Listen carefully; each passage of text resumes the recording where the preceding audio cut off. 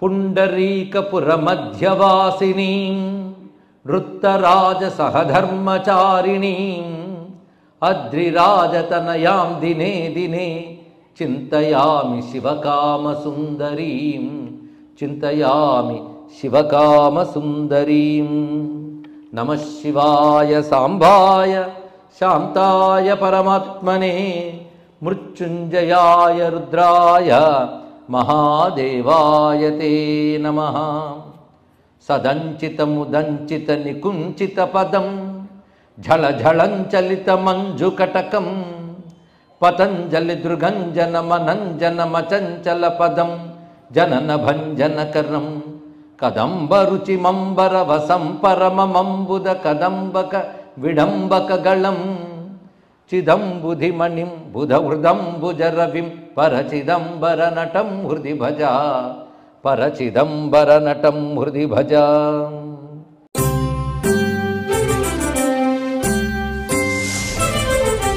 లోకం భూమిలోకం, ఇది మర్త్యలోకం దీని పేరు. అన్ని జంతువులు ఉన్నా మానవులు ఇందులో ప్రధానం కనుక మర్త్యలోకం అని పేరు. కానీ భూమికి వచ్చా నాట్యం చేశాడు. ఏమానందము భూమి తలమున శివతాండవమట శివలాస్యం మట. అదే భూమి ఉంది కనుక మానవులకి ఎక్కువ ప్రయారిటీ ఇవ్వాలట. అని ఈ కాలంలో మానవులకు కూడా ప్రవేశార్హత ఉంది. అందులో సాధన చేసి సిద్ధి పొందిన వాళ్ళు దర్శించగలరు. నేటికి దర్శించే వాళ్ళు ఉన్నారు, అక్కడ అవకాశం ఉంది. కానీ 4 కాలాల్లో ఈ లిమిటేషన్స్ పెట్టారు. ఇలా సేవాకాలములు ఏర్పాటు చేసి ఎవరెవరు ఎప్పుడు చూడాలో చెప్పి కక్షలు ఏర్పాటు చేయగానే అప్పుడు గణములు సంతోషించి అమ్మయ్య అందరికీ దొరికిపోతుందని అనిస్తే అదో ప్రమాదం. సముద్రం ఆనందంతో పొంగిపోయి ఊళ్ళోకి వస్తే అంత ప్రమాదం అండి. అందరూ నా వాళ్ళే అనుకుని సముద్రం వచ్చేసింది అనుకోండి, లోపలికి ఏమవుతాం. కనుక అంత సముద్రం మనకు అవసరమేనా, దానికి చెలియల కట్ట అవసరం. అందుకే పరమానంద సముద్రానికి కూడా చెలియల కట్టల్లా కక్షలు పెట్టారు. ఇక్కడ ఇలా ఏర్పాటు చేశారు. ఇది ఈ ఆలయంలో ఏర్పడినటువంటి వ్యవస్థ సుమా. అందుకే తతస్థిల్లవనే తస్మిన్ సర్వే తాండవలాలసాహ. అక్కడున్న మహర్షులు చక్కగా ఆ తిల్లవనంలో తాండవలాలసులు ఇంక అక్కడ ఉండిపోయారు. అంతేకాని మరో క్షేత్రానికి వెళదామా అక్కడికి వెళదామా లేదు. అరే నిత్యం ఆనందంగా దర్శనమిస్తున్న చోటు విడిచిపెట్టి ఎక్కడికి వెళ్తారు. అదే అక్కడే ఆశ్రమాలు ఏర్పాటు చేసుకున్నారు. వాళ్ళకి చెప్పిన కాలాల్లో వెళ్ళి చూసుకుంటున్నారు. అంతేకాదు కొంతమంది అక్కడే కొన్ని శివలింగాలు ప్రతిష్ఠ చేసుకుని తాండవం చూడని సమయాల్లో అక్కడ పూజ చేసుకుంటూ కూర్చుంటున్నారు ఇక్కడ. అందుకే మనకి తిల్లవనంలో అనేక శివక్షేత్రములు కనబడుతుంటాయి చుట్టుపట్ల కూడా. ఇలా ఏర్పడ్డాయి. ఇలా ఉంటున్న సమయంలో ఒకప్పుడు శివాజ్ఞతో బ్రహ్మదేవుడు లోకక్షేమం కోసమును యాగం చేయి తలపెట్టాడండి. అది ఎక్కడ చేస్తున్నట్టే గంగా తీరం వద్ద అంతర్వేది అని ఒకటి ఉన్నది. మనం అనుకున్న గోదావరి దగ్గర అంతర్వేది కాదు, ఆ గంగ పుట్టి ప్రవహిస్తున్న ప్రాంతాల్లో అంతర్వేది ఒక చోటు ఉన్నది. అక్కడ లోక కళ్యాణార్థం ఒక మహాయాగం చేయాలని బ్రహ్మదేవుడు సంకల్పించుకున్నాడు. సంకల్పించుకుని హోమగుండం రగల్చాలి ఇవన్నీ చూసుకున్నాడు. ఆహుతులకి దేవతలు రావాలి. మనం కానీ ఆహుతులు వేస్తే దేవతలు కనబడి తీసుకోరు, కనబడకుండానే తీసుకుంటారు. కానీ బ్రహ్మదేవుడు ఆహుతులు వేస్తే రావాల్సిందే వాళ్ళు. కానీ ఒక్క దేవత రావట్లేదు, కనబడట్లేదు. ఆలోచించాడు ఏమై ఉంటుంది కారణం అని. నారదులు వారిని స్మరించారు. ఆయన వచ్చేసాడు. ఎందుకంటే ముల్లోకాల సమాచారం ఐటీ డిపార్ట్మెంట్ అంతా ఆయన దగ్గర ఉంది. ఇన్ఫర్మేషన్ గ్యాదరింగ్ ఆయనకంటే ఎవడు చెప్పగలడు. ఏమయ్యా ఎవ్వడు నేను ఇచ్చిన ఆహుతులు పుచ్చుకోవడానికి రావట్లేదంటే ఏమిటి ఆహుతులు? ఆజ్యాహుతులు. అక్కడ అమృతం తాగుతున్నారు, వాళ్ళకి నేను ఆజ్యం ఎందుకన్నాడు ఇక్కడ. అంటే అరే దేవతలకి అమృతం ఆజ్యం వల్లే వస్తుంది కదంటే నేను చెప్పేది అమృతం కాదు, ఆనంద తాండవ సుధా. ఆనంద తాండవాన్ని ఆకంఠం పిబతాంహి. వాళ్ళందరూ ఆనంద తాండవామృతాన్ని పేకల దాకా తాగినవాళ్ళు. వాళ్ళకి నీ ఆజ్యములు ఎంత అన్నాడు ఇక్కడ. అరే రే అలాగైతే అలాగే యజ్ఞములు జరగకపోతే లోకక్షేమం ఎలాగా, వాళ్ళు పిలుచుకురా అన్నాడు. మళ్ళీ అలా వెళ్ళిలో వచ్చి అన్నాడు. నేను పిలిస్తే రావట్లేదు అన్నారు. వాళ్ళు రావట్లేదు, నన్ను ఏం చేయమంటావయ్యా అన్నాడు. సరే అయితే నేనే బయలుదేరుతాను. బ్రహ్మదేవుడు వస్తున్నాడు. నారాయణుడు ఒక శాసనం చెప్పాడు దేవతలకి, బ్రహ్మ ఏం చెప్తే అది వినాలని. ఆ శాసనాన్ని పాటించాల్సిందే. అది బ్రహ్మదేవుడు వస్తూ ఉంటే చతుర్ముఖుడై ఆయన వస్తూ నేను ఒకప్పుడు తాండవం చూసానని నాకు తెలుసు, కానీ మన కర్తవ్యాలు మర్చిపోతే ఎలాగా అనుకుంటూ వస్తున్నాడు. వస్తుంటే ఇంద్రాదేవతలు ఆయన చక్కగా ఎదురేగి పిలిచి నమస్కారం చేసి స్వామి మమ్మల్ని ఏం చేయమంటావయ్యా. అది చూస్తూ ఉంటే ఇక్కడి నుంచి కథల బుద్ధి వేయదు. ఎవరైతే ఆ శివతాండవ మూర్తిని చూస్తారో వాళ్ళు కదిలి వెళతారా? ఒకసారి శివుడిని చూసిన వాళ్ళు వెనక్కి వెళతారా? మేము రాము, మేము ఇక్కడే ఉంటాం. ఏమనుకోకయ్యా ప్రసీద దేవదేవేశ ప్రజాపతి పిత ప్రభు ఇలా నమస్కారం చేసుకుంటుంటే అప్పుడు అటు ఇటు చూసి శివుడిని అడిగట్టి దేవిన న్యాయమస్వామి వీళ్ళు రానని చెప్తున్నారు. అని అనగానే అప్పుడు వాళ్ళు కొంచెం తల వంచుకుని, నిజమే, పిలవగానే నీ మాట కాదనడం మా తప్పు, క్షమించు, వస్తానులే, మరి తప్పదు కదా అని చెప్పి అంటే అప్పుడు బ్రహ్మదేవుడి వారికి, మీరేం బాధపడకండి, మీరు దేవతలు, మిమ్మల్ని ఉపాసించిన వాళ్ళే ఏకకాలంలో అనేక చోట్ల ఉండగలిగిన యోగశక్తి పొందుతారే, మీకు ఆ శక్తి ఉంటుంది. మీరు మీ అంశరూపములతో ఇక్కడ ఉంటూ ఆస్వాదిస్తూ మీ రూపాలతో రండి యాగానికి, తప్పేముంది, మీకు ఆలోచన రాలేదు, నేను చెప్తున్నాను అనగానే వాళ్ళు తథాపి సేవావసరే సేవాంతాం తాండవేశ్వరం స్వస్వాంశేన తథా యజ్ఞే భాగం స్వాం స్వాంశ్చ భుంజతాం. ఇది వాళ్ళకి ఇచ్చాడు. మీకు సేవాకాలములు ఉన్నాయి ఇక్కడ, ఎప్పుడు పెడితే అప్పుడు తాండవం చూడకూడదు, నందీశ్వరుడు పెట్టాడు. కానీ ఆ సమయంలో మీరు అంశాలతో ఇక్కడికి రండి, మిగిలిన సమయంలో నా అగ్నిహోత్రం దగ్గరికి వచ్చి ఆజ్యాహుతులు స్వీకరించండి అని చెప్పగానే వ్యాఘ్రపాదులు వచ్చి బ్రహ్మదేవుడు చెప్పించేయండి, చాలా మంచిది అన్నట్టు. ఆయన నీకేం పోయి నువ్వు ఇక్కడ కూర్చుని హాయిగా చెప్తావు, సరే ఏం చేస్తాం, వెళతామన్నారు. అయితే మీతో పాటు ఇక్కడ మహర్షులు కొంతమంది ఉన్నారు, సుమారు 3000 మంది వచ్చారు ఇక్కడికి మహర్షులు తాండవం చూడడానికి, వాళ్ళు ఇక్కడ సెటిల్ అయిపోయారు. వాళ్ళను కూడా యజ్ఞానికి తీసుకెళ్ళి చాలా మంచిది అన్నాడు. వాళ్ళు వ్యాఘ్రపాదులు, వీళ్ళని పంపడం కావడం, మమ్మల్ని కూడా అంటే యజ్ఞం లోకక్షేమం కోసం కనుక మీలాంటి మునులు వెళితే చాలా మంచిదని ప్రార్థిస్తున్నాను అనగానే వెళ్ళలేక వెళ్ళలేరండి వాళ్ళందరూ కూడా యజ్ఞానికి. మొత్తానికి ఇటు వీళ్ళు వెళ్ళిపోయారు, 3000 మంది మహర్షులు వెళ్ళారు, అదేవిధంగా దేవతలు కూడా యజ్ఞం జరుగుతున్న చోటుకు వెళ్ళారు. ఈ సమయంలో ఒక వింత జరిగింది. ఒకానొక రాజు అక్కడికి చేరుకున్నాడు అన్నారు. ఆ రాజు పేరు సింహవర్మ. ఎవడా సింహవర్మ అంటే, నాయన మనువు వంశం నుంచి 5వ తరం వాడు లేఖేంద్రుడు అని ఒక రాజు ఉండేవాడు. ఈ లేఖేంద్రుడు భారతదేశంలో వంగదేశ సమీపంలో, దాని గౌడ దేశం అని పేరు ఇక్కడ, ఆ సమీపంలో పాలకుడుగా ఉండేవాడు ఆయన.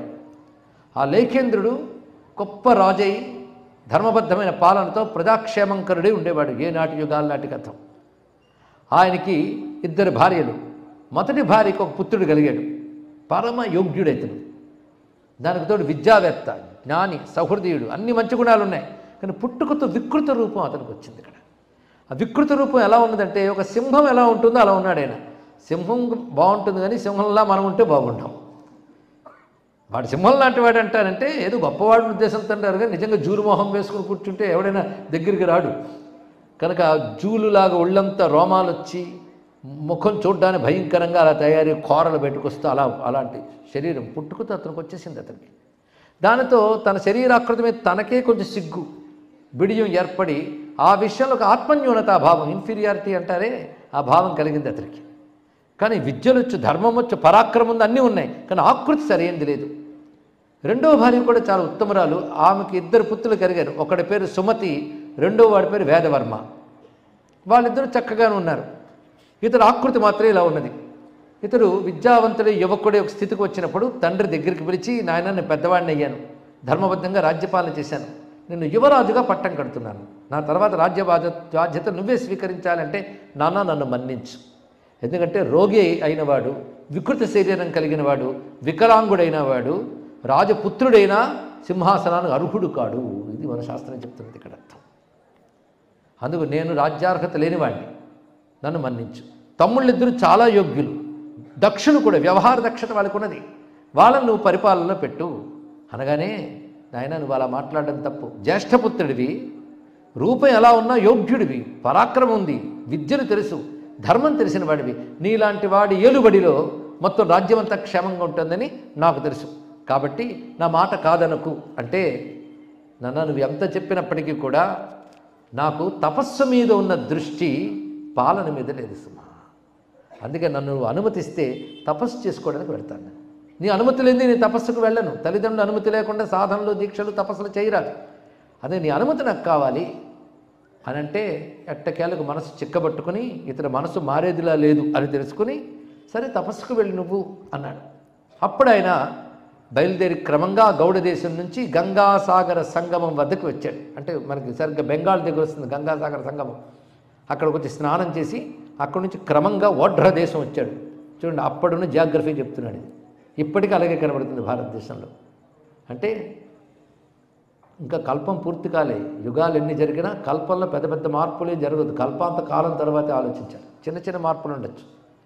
అందుకే క్రమంగా గంగాసాగర్ దేశం నుంచి వంగదేశం మీదుగా ఓఢ్ర దేశానికి చేరుకున్నాడు. అక్కడ భీమనాథుడిని శివుడిని చూశాడు అన్నారు. అంటే భీమనాథుడి పేరుతో అక్కడ కూడా ఉన్నాడు ఆయన. అది చూసుకుని క్రమంగా విపులం సంపదాపూర్ణం ఆంధ్రరాజ్యం వివేశస, ఆంధ్ర రాజ్యంలోకి ప్రవేశించాడు. ఆంధ్ర శబ్దం పూర్వకాలంలో కూడా ఉన్నది. ఆంధ్రరాజ్యం వివేశ, ఆంధ్ర రాజ్యానికి వచ్చాడు. అందులో మహాక్షేత్రం ఉంది, అక్కడ చేరుకున్నాడు. శ్రీపర్వతం తతో నత్వా తత్ర భూధరనాయకం, శ్రీపర్వతానికి చేరుకున్నాడు. ఇక్కడ ఆ శ్రీపర్వతానికి చేరుకోగానే అక్కడున్న మల్లికార్జున్ని సేవించి అక్కడి నుంచి యాత్ర చేస్తూ కాళహస్తిగిరింగత్వా నిర్గంఛన్, కాళహస్తి క్షేత్రానికి చేరుకున్నాడు. అక్కడి నుంచి దక్షిణం వైపుగా ప్రయాణం చేస్తూ వస్తూ ఉండగా ఒక అరణ్యంలో ఆయన కూర్చుని అక్కడ సేద తీరుతున్నాడు చెట్టు కింద. అప్పుడు అక్కడ ఒక వేటగాడు వచ్చాడు. ఆ వేటగాడిని దగ్గరికి పిలిచాడు. రాయనాయన అంటే ఈయన రాజలాంఛనాలుతున్నాడు, నమస్కరించి కూర్చున్నాడు. నువ్వు వేటగాడివి, అరణ్య జీవివి, నువ్వు ఆటవికుడివి గనక అరణ్యాల్లో ఉన్న వింతలు నీకు బాగా తెలుస్తాయి. మామూలుగా కనబడేవి కాకుండా ఈ దుర్గమ అరణ్యాల్లో నీకేమైనా వింతలు కనబడుతుందాయా ఎప్పుడైనా అని అడిగాడు. ఇవి నిజంగా ఆశ్చర్యకరమైనది, తెలుసుకోవలసిన ప్రశ్నేనండి. ఇప్పటికీ మనం భారతీయ అరణ్యాల్లో దివ్యమైన స్థలములు చాలా చాలా ఉంటాయి. మామూలు కంటితో చూడలేనివి చాలా ఉంటాయి. మనం వెళ్ళగలిగేవి కొన్ని కావచ్చు, కానీ వెళ్ళలేనివి చాలా ఉంటాయి. ఎక్కడికైనా వెళ్ళగలిగే శక్తి వేటగాడికి ఉంటుంది. అందుకే వేటగాడిని అడిగాడు. అంటే అప్పుడు ఆయన కొన్ని చెప్తున్నాడు. నాకు కొన్ని ఆశ్చర్యకరమైన అంశాలు కనబడుతూ ఉంటాయండి. ఒక చోట ఒక తటాకం ఉంది, విశాలమైనటువంటి చెరువు. ఆ జలములు చాలా ఆరోగ్యకరములు. అది తాగితే వృద్ధులు కూడా యువకులైపోతారని చెప్తారు. అక్కడ ఒక యువకుడు గుర్రం మీద వస్తుంటాడు, ఆయన ముందు వేట కుక్క తిరుగుతూ ఉంటుంది. ఎలా వస్తాడో అలా వెళ్ళిపోతాడు, మరి కనబడ్డు. ఇది ఒక దృశ్యం నేను చూస్తూ ఉంటాను. కొన్ని చోట్ల కొన్ని తీర్థాలు నాకు కనబడుతుంటాయి, చెట్లు కనబడతాయి, అవి కూడా ఆశ్చర్యంగా ఉంటాయి. ఒక చోట ఒక నుయ్యి ఉంది సుమా, ఆ నూతులు నీడ చూస్తే చాలు పడిపోతారు అందులో. అలా నుయ్యి ఒకటి ఉంది, ఇదొక వింత. మరొక చోట ఒక మామిడి చెట్టు నేను చూశాను. ఆ మామిడి చెట్టు మొదట్లో ఒక శివలింగం ఉంది. ఒక కన్యక ఆ దగ్గర నుంచి నూతిలోంచి వచ్చి పూజ చేసి వెళ్తూ ఉంటుంది ఆవిడ. ఇదొక ఆశ్చర్యం. అక్కడ ఒక యువకుడు అంకుశం పట్టుకుని గుర్రం నుంచి వస్తూ ఆ దగ్గరలో నదిలోకి వెళ్తాడు. వెళ్ళడం చూస్తాను కానీ తిరిగి రావడం చూడండి నేను. మళ్ళీ మరో రోజు పొద్దున మళ్ళీ వెళ్తాడు. అంటే ఇలా వెళ్ళడం రోజు చూస్తున్నాను, తిరిగి ఎట్నుంచి వచ్చి మళ్ళీ వెళ్ళాడో నాకు తెలియట్లేదు. అది చూసి నమస్కారం చేయడం తప్ప దాని గురించి నాకు అర్థం కావు సుమా. ఇలాంటివి చాలా చాలా ఉన్నాయి. అనగానే ఏమన్నావు? మామిడి చెట్టు కింద లింగమా, ఒక కన్య వచ్చి పూజిస్తుందా, నువ్వు తోవ చూపిస్తే నేను అక్కడికి వస్తానన్నాడు. అక్కడికి చేరుకున్నాడు.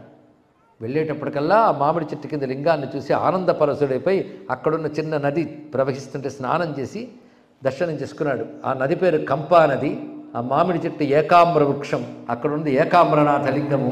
ఆ కన్య పేరు కామాక్షిదేవి. ఆనాడు అరణ్యమయంగా ఉండేది అది. అక్కడ స్నానం చేసి ఇక్కడ చాలా బాగుందంటూ ఆ శివసేవా రసాన్ని ఆస్వాదిస్తున్నట్ట. శివసేవా రసం. ఈ వేటగాడు కూడా ఆయనకి హెల్పింగ్గా ఉన్నాడు అక్కడక్కడ. ఒకరోజు వేటగాడితో మాట్లాడినాడు. ఇక్కడ నుంచి కొంత దూరంలో దక్షిణ సముద్రం ఉంటుంది, ఆ సముద్రం వైపు వెళ్ళి ఆ పరిసరాల్లో ఏవైనా వింతలు ఉంటే చూసి చెప్తావా నాకు అన్నాడు. ఈ సింహవర్మ, ఇతని పేరు సింహవర్మ. ఆ కిరాతకుడు వెళ్ళి అవి చూసొచ్చి ఒక అద్భుతం కనబడింది నాకు. ఎందుకంటే నిన్ను ముందు తీసుకెళ్ళలేదు, ఎందుకంటే దుర్గమం, అది భయంకరమైన దుర్గమం. తోవల్లోకి వెళితే మనం దారి తప్పిపోతాం. నేనంటే ఎలాగోలా చేసుకెళ్ళగల, కానీ అది నీలాంటి వాడు అసలు వెళ్ళాడు, అసలు సుకుమారుడివి. నేను వెళ్ళి తిరగ్గా ఒక దుర్గమైన అరణ్యంలోకి వెళ్ళాను. అక్కడ ఒక వింత దృశ్యం కనబడింది నాకు. ఒక ఆయన ఉన్నాడు, చూడ్డానికి మహర్షిలా ఉన్నాడు, మహాతపస్విలాగా. అక్కడ బంగారు పద్మాలు ఉన్నటువంటి ఒక తటాకం ఉంది. ఆ తటాకం ఒడ్డున ఆయన చూశాను. ఈయనేమో మహర్షిని చూస్తే చేతులు పులి చేతులు, కాళ్ళు పులి కాళ్ళు. ఈయనను వింతవాడేమో అనుకుని నాకు దూరం నుంచి చూసి వచ్చేసాను సుమా, ఇది జరిగినది. నువ్వు వింత చెప్పన్నావు కదా, చెప్పానన్నాడు. అక్కడ కూడా ఏదో శివలింగం ఒకటి ఉంటుంది, రోజు పూజ చేసుకుంటున్నాడు ఆయనని. ఓహో, ఇదేదో బాగుంది, అయితే చూడాలి, పద వెళదాం. ఎందుకంటే ఈయనకి ఎక్కడ ఆకర్షించిందంటే పులిలాంటి చేతులు పులిలాంటి కాళ్ళు ఉన్నవాడు, అంటే సింహంలాంటి వాళ్ళు ఉన్నవాడు. నేను ఒక్కడనే ఉన్నాను అనుకుంటే నాలాగే జంతు వికారముల దేహం వాడు కూడా ఉన్నాడు అనగా తృప్తి అండి. ఇక్కడ అలాంటి వాడు ఉన్నా అంటే వాడిని తప్పకుండా చూడాలి అని ఉత్సాహం పుట్టి పద వెళదామని కిరాతకుడి సాయంతో అక్కడ చేరుకున్నాడు. చేరుకునేటప్పటికీ ఇతను నిజంగా జంతువా లేక వికృతమైన ఒక ఆటవిక ప్రాణ ఎవడా అని చూస్తున్నాడు. చూస్తుంటే ఇతడు అలాంటి వాడు కాదు, మహాతపస్వి అని తెలుస్తున్నది. ఎందుకంటే ఇప్పుడే స్నానం చేసి వచ్చి కూర్చున్నట్టున్నాడు. ఒళ్ళు తుడుచుకున్నాడు, కానీ తీర్థస్నానం చేసిన వాళ్ళు మళ్ళీ చక్కగా పొడిగా తుడుచుకోవాలంతే చేయలేదు, మామూలుగా తుడుచుకుంటారు. అలా తుడుచుకుని నారచీర కట్టుకున్నాడు, నార వస్త్రం. అది కాస్త తేమగా ఉంది. అదొక జటాజూట నుంచి ముత్యాల నీళ్లు పడుతున్నాయి. ఆ దర్భలు పవిత్రాలు అవన్నీ కూడా కాస్త తడిసినట్టున్నాయి ఇక్కడ. పైగా మోదుగాకలు పెట్టుకున్నాడు, అవి కూడా కాస్త తడితోనే ఉన్నాయి. కానీ ఇప్పుడే స్నానాదులు చేసి ఆయన ధ్యాన సమాధిలోకి వెళ్ళాడు. పలకరిద్దామా అంటే శపిస్తాడేమో. కస్త్వమిత్యత్ర పృచ్ఛామి యది శాపంతు దాస్యతి. నేను వెళ్ళి ఎవరు మీరు అని అడిగితే నా తపోభంగం చేస్తావా అని చెప్పిస్తేను అని భయపడుతూ దూరం నుండి చూస్తూ ఆ సమాధి స్థితిలో ఉన్నటువంటి ఆ ప్రసన్న గంభీరమైన వదనాన్ని చూస్తూ నమస్కరిస్తూ దూరంగానే ఉన్నాడు. కొంతసేపటి కానీ ప్రసన్నంగా కళ్ళు తెరిచి చూస్తున్నాడు. కళ్ళు తెరవగానే ఆనందంతో వెళ్ళి సాష్టాంగ ప్రణామం చేశాడు. అంతవరకు ఆయన కళ్ళు మూసుకుని తర్వాత కళ్ళు తెరిచాడు. ఎందుకంటే ఆ ధ్యాన సమయంలో శివ తాండవాన్ని ధ్యానిస్తున్నాడు ఆయన. తర్వాత కళ్ళు తెరిచాడు. చూసి స్వాగతం సింహవర్మ అన్నట్టు ఆయన ఇక్కడ. ఈయన ఆశ్చర్యపోయాడు. నా పేరేమిటి అంటే శివానుగ్రహం వలన త్రికాలములు తెలుసు. నువ్వు మనువు నుంచి వచ్చిన 5వ తరానికి చెందిన లేఖేంద్రుడి యొక్క పుత్రుడివి. ఒకానొక వైరాగ్యంతో దేహంపై విముఖత ఏర్పడి నువ్వు ఇక్కడికి తపస్సు కోసం తిరుగుతున్నావు. ఇప్పటికే పుణ్యక్షేత్రాలు తపస్సులు చేసి వచ్చావు. నీ పుణ్యములు పండి చోటుకు వచ్చావు. ఏమిటి విషయం? మీరే చెప్పారు కదయ్యా అంటే, నాకు ఇప్పుడు సమయం మునుల సమయం, నేను వెళ్ళి తాండవం చేసి చూసి రావాలి. నీ మానవుల సమయం కాదు ఇది. వచ్చినా అందరికీ దర్శనం ఇవ్వడు ఆయన. దానికి తపస్సు సమాధి దీక్షలు ఉన్నాయి. మామూలుగా చూడడానికంటే వేరే విషయం. స్వామి దర్శనానికి సమయం కాదు కనుక నీ పరిస్థితి నేను ఆయనకి చెప్తాను. అంతవరకు నువ్వు ఇక్కడ విశ్రాంతి తీసుకో. ఇక్కడ కూర్చుని శివుని పూజ చేసుకుంటుండే, నేను ప్రతిష్ఠ చేసిన శివుని నేను స్వామిని చూసి వస్తాను. స్వామి కటాక్షం ఎవరికి లభిస్తుందో వారు తప్పకుండా అన్ని భయాల నుంచి బంధముల నుంచి విముక్తులవుతారు. అందులో సందేహం లేదు. తత్కటాక్షేణ తం ఉక్త్వా భవబంధం భయంకరం అని చెప్పి నేను వెళ్ళొస్తాను అని వెళ్ళి అక్కడికి వెళ్ళేటప్పటికల్లా వ్యాఘ్రపాదుడితో పాటు పతంజలి కూడా అక్కడ కనబడ్డాడు. వారు ఉభయులు కలిసి శివుని దర్శనం చేసుకున్నారు. అప్పుడు శివుని ఉద్దేశించి అడుగుతున్నాడు వ్యాఘ్రపాదుడు, స్వామి ఒక ఆయన వచ్చాడు రాజు, ఆయన నీ దర్శనాన్ని తీసుకురావచ్చా అని అడిగాడు. తప్పకుండా తీసుకురా, ఆయనతో పని ఉంది, ఆయన నా భక్తుడు అన్నాడు. అయితే తెచ్చే ముందు శివగంగలో స్నానం చేయించి నువ్వు ఆయనకి నా మంత్రాన్ని ఉపదేశించు, అప్పుడు అతను రావాలి. ఎందుకంటే ఆ శుద్ధత లేనిది ఇక్కడికి రాలేడు, నన్ను చూడలేడు. నీ వంటి వాడు మంత్రం ఇస్తే సిద్ధుడవుతాడు అతను. అనగానే వెంటనే ఆనందంతో వెళ్ళి ధన్యుడు అయ్యా, శివుడు నిన్ను అనుమతించాడు, వెళ్ళి ఆ శివగంగలో స్నానం చేసిరా అన్నాడు. వెంటనే భక్తిగా సంకల్ప సహితంగా శివగంగలో స్నానం చేసి బయటకు రాగానే ఆ వికృతమైన సింహరూపం పోయి అందమైనటువంటి రూపంతో వెలికి వచ్చాడండి అతను. గంగా స్నానం మాత్రం చేతనే శివగంగలో స్నానం చేసి రాగానే అతని యొక్క వికార సింహరూపం పోయి బంగారు వన్నె కలిగినటువంటి అందమైన ఒక సుక్షిత్ర యువక రూపం ధరించి బయటకు వచ్చాడు ఇక్కడ. అప్పుడు ఇంక నీ పేరు మార్చేస్తున్నాను, మీ నాన్నేదో సింహవర్మ అన్నాడు, అనుకోకుండా సింహరూపం నీకు ఉంది, కానీ నీకు వాళ్ళ నుంచి హిరణ్యవర్మ అని పేరు పెడుతున్నాను, లేదా హేమవర్మ. హిరణ్యవర్మ, హిరణ్యం అంటే బంగారం, హేమవర్మ హిరణ్యవర్మ ఒకటే అర్థం. ఈ పేరు పెడుతున్నాను. ఇప్పుడు నేను నీకు దివ్యమైనటువంటి ఉపదేశాన్ని ఇస్తున్నాను, రా, శివాజ్ఞతో ఇస్తున్నాను, తెలుసుకో అని చెప్తూ అతడికి శివ పంచాక్షరీ మంత్రాన్ని ఉపదేశించాడు. ఆ విద్య గురించి ఎంత గొప్పగా చెప్తున్నాడంటే, ఇది సామాన్యమైనది కాదు సుమా, ఇది విద్య. ఇది కేవలం ఒక 2-3 అక్షరాల గుంపు కాదు, ఇది పవిత్రమైన విద్య. ఇది ఒక సిద్ధుడి దగ్గర నుంచి పొందితే అది సిద్ధ విద్య అవుతుంది, అది ఒక సామాన్య గురువు నుంచి పొందితే అది సాధనా విద్య అవుతుంది. కానీ సిద్ధుల ద్వారా పొందినప్పుడు శీఘ్ర ఫలకారిణి అవుతుంది. అలాంటి విద్య నీకు ఉపదేశిస్తున్నాను, తీసుకో. ఇది నటేశ్వరుని యొక్క కారుణ్యాన్ని ఇస్తున్నది. పంచాక్షరి అనేక రకాలుగా ఉంటుంది. అది మారణోచ్చాటనాదులకు వాడేటప్పుడు అవే 5 అక్షరాలను తారుమారు చేసి వాడడం ఒక పద్ధతి, కానీ ఆ ప్రయోజనములు వేరు. కానీ శుద్ధముగా శివాయ నమః నమశివాయ అనబడేది. ఇది కాకుండా కొన్ని బీజాక్షరముల మార్పుతో చిదంబర పంచాక్షరిని మరొక పంచాక్షరి విద్య ఉన్నది ఇక్కడ. అది గురుముఖైక వేద్యం, అది మోక్షహేతువు. అటువంటి విద్య మోక్షకం మాత్రమే, అది తారక మంత్రం వంటిది. పంచాక్షరికే ఆ శక్తి ఉన్నది, భుక్తిని ముక్తిని ఇస్తున్నది. కేవల ముక్తినిచ్చేది చిదంబర పంచాక్షరి మంత్రం. చిదంబర నటరాజే పంచాక్షరి విగ్రహుడు అని చెప్తూ ఆ మంత్రాన్ని ఉపదేశించాడు. అటు తర్వాత స్వామి సన్నిధిలోకి తీసుకువెళ్ళగానే పరవశుడి శివతాండవాన్ని ఆనంద తాండవాన్ని అద్భుతంగా ఆస్వాదించాడు హేమవర్మ. స్వామి యొక్క తాండవ వైభవాన్ని దర్శించాడు. నటేశ్వరుడు కృప పొందాడు ఇతడు అన్నాడు.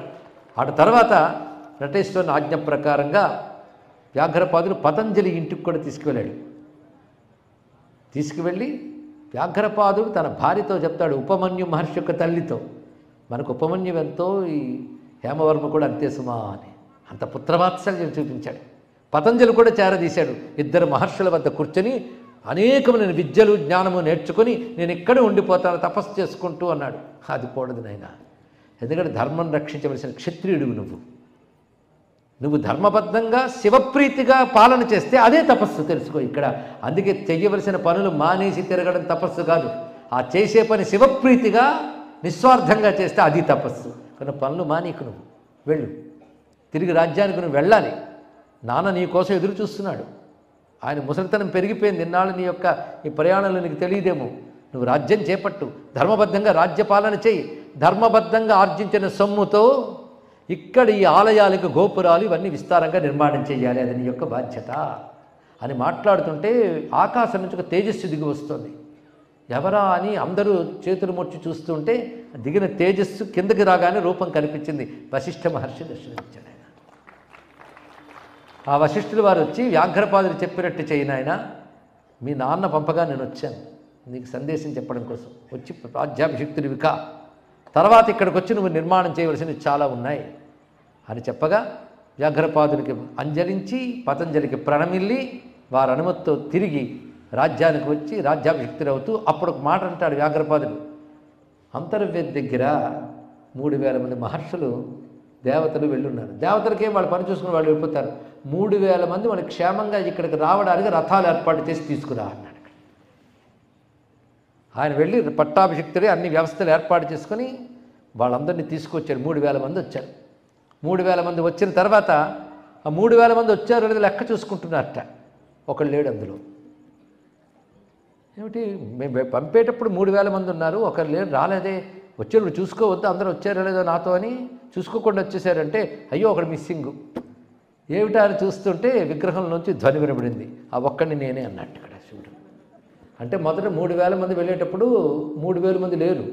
వాళ్ళు శివుడిని వదలలేక బాధపడుతూ వెళుతున్నారు. నటరాజుని వదిలి యజ్ఞానికి వెళ్ళాల్సి వస్తుంది అని బాధపడుతుంటే తాను ఒక ఋషి రూపం ధరించి వాడితో పాటు వెళ్ళిపోయాడండి. భక్తులు వదలలేక వెళ్ళిపోయి వాళ్ళతో పాటు కూర్చుని యజ్ఞం దగ్గర. వాళ్ళకి చిదంబరం నుంచి వచ్చేస్తున్న బాధ కలిగింది, కానీ ఇప్పుడు ఆ బాధ లేదుట. నటరాజు దగ్గరే ఉన్నట్టుందని ప్రతి వాళ్ళు ఫీల్ అయ్యేవారు. ఎందుకంటే వాళ్ళల్లో గుర్తువిక్కులు ఆయన కూర్చున్నాడు కాబట్టి వాళ్ళు నటరాజు దగ్గర ఉన్న అనుభూతే కలిగేదిట. అంతేకాదు ఆ నటరాజు విగ్రహాన్ని చూడట్లేదే అని మళ్ళీ బాధ వాళ్ళకి. ఎక్కడ? అంతర్వేదిలో యజ్ఞం చేస్తున్నారు. చేస్తూ ఉంటే స్ఫటికంతో కూడిన నటరాజు విగ్రహం అగ్నిహోత్రం నుంచి వెలికి వచ్చింది ఆశ్చర్యకరంగా. వాళ్ళ కోసం అక్కడ ఆ పూజ పొందాడు. తర్వాత వాళ్ళతో పాటు మళ్ళీ చిదంబరంకి వచ్చేసాడు.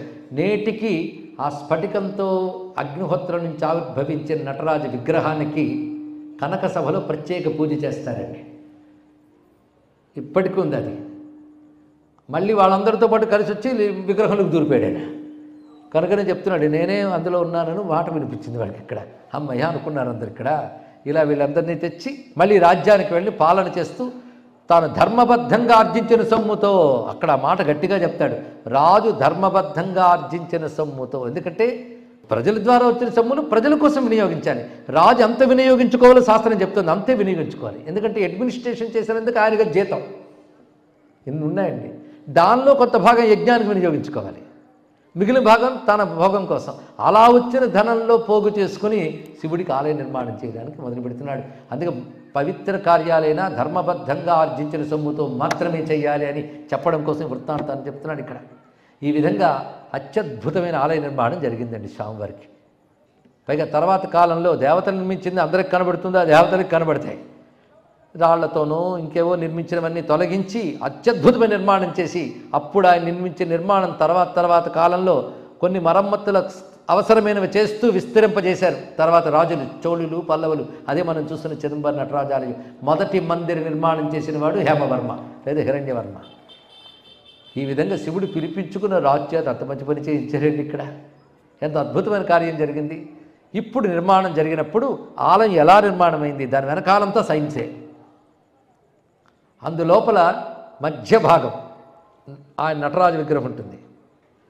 ఆయనకు ఎడమ వైపున శివకామసుందరి విగ్రహం ఉంటుంది. ఆయన కుడివైపున ఒక రహస్యం ఉందయ్యా అన్నాడు. దాని పేరు అసలు రహస్యం.